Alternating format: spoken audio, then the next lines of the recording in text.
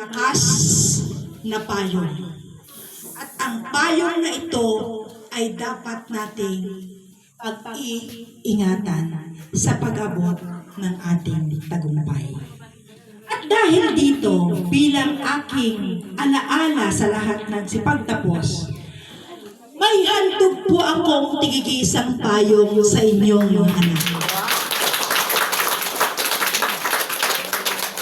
Pakibigay po, yung payong na po yan ay pakaiingatan nyo.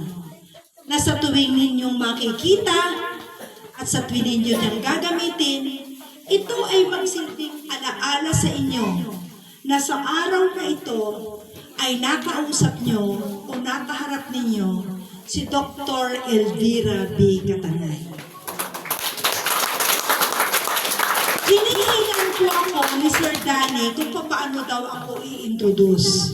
Ang totoo, ayaw ko pong magbigay. Sabi ko, sabihin mo na lang, isa akong public servant.